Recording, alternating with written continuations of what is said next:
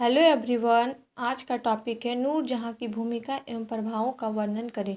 सन 1611 ईस्वी में जहांगीर ने नूरजहाँ से विवाह किया।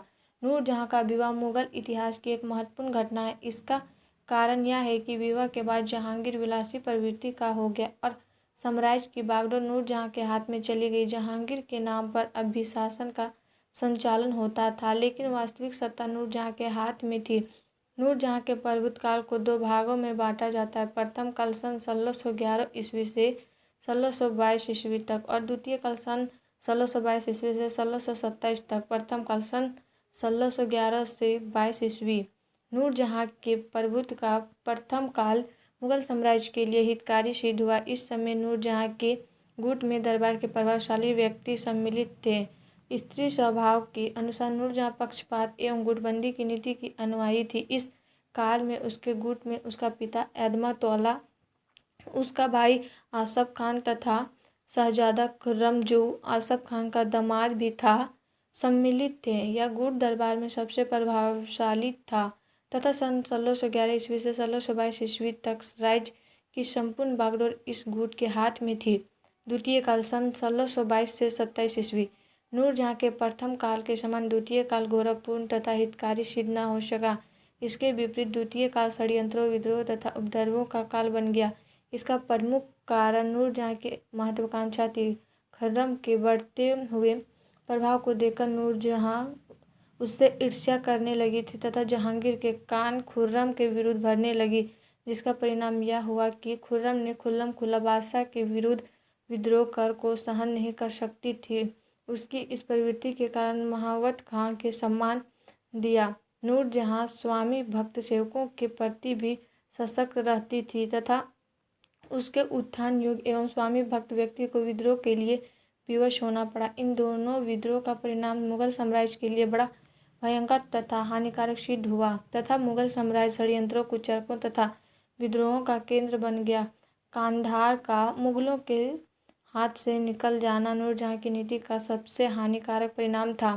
नूरजहाँ का मुगल साम्राज्य पर प्रभाव। जहांगीर पर नूरजहाँ के प्रभाव के संबंध में एल्फिंस्टन लिखते हैं, यद्यपि उसके आधिपत्य के अंत में बुरे परिणाम हुए, किंतु समय की दृष्टि से देखते हुए वह हितकारी था। उसका पिता बुद्धिमान था तथा न्यायप्रिय मंत्री था और शासन के कुछ प्रारंभिक वर्षों के उपरांत जहांगीर के आचरण में जो महान सुधार हो गया, उसका कारण कम से कम आंशिक रूप में उसी का प्रभाव रहा होगा। इसके बाद भी वह सनकी तथा अत्याचारी बना रहा, किंतु उसने वैसा बर्बर अत्याचार नहीं किया। वह असंयम को निम्न स्तर की सीढ़ी पर पहुंचा जाता था, किंतु यह सब कुछ वह रात में करता और अपनी निजी कमरों में। इस प्रकार नूरजहाँ ने जहांगीर को अत्यधिक प्रभावित किया।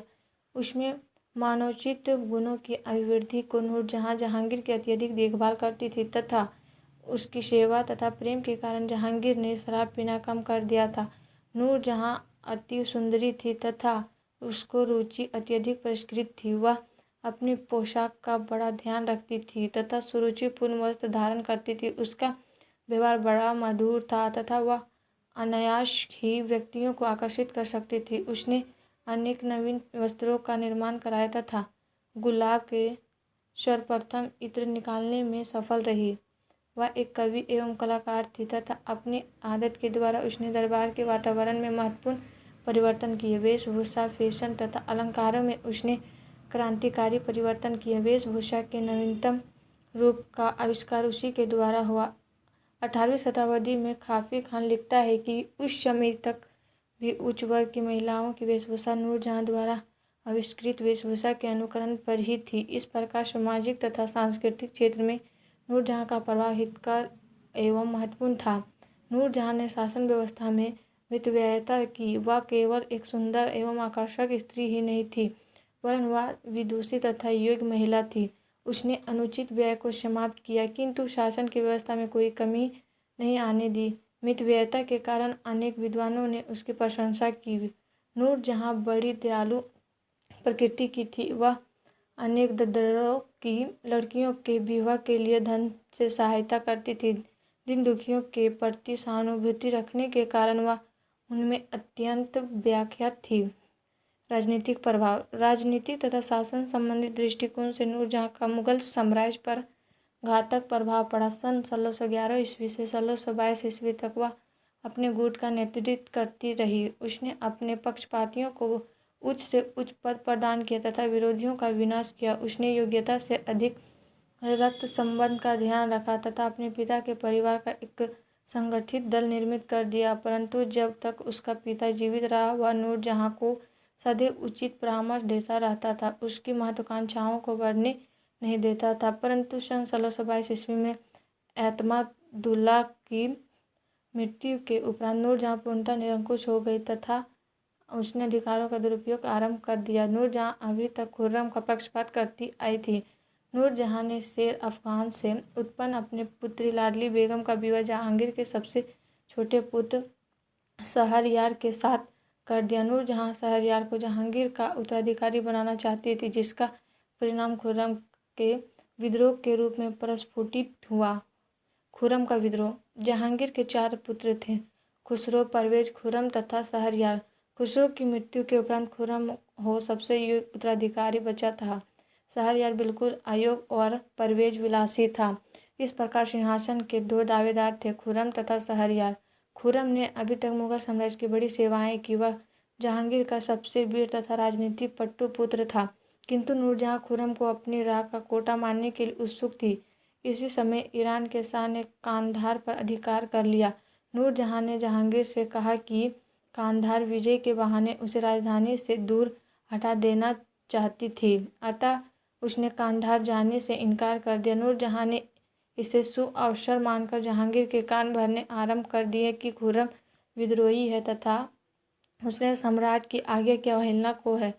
खुर्रम ने नूरजहाँ की इस नीति से चिढ़कर खुल्लम-खुल्ला विद्रोह कर दिया।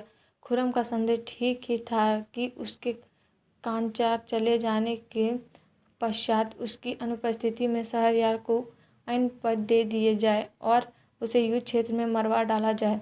डॉक्टर बेनी प्रसाद ने स्वीकार किया कि शहजादा खुर्रम की अनुपस्थिति में शहरयार के ऐन पद दे दिए जाएं और उसे युद्ध क्षेत्र में मरवा डाला जाए।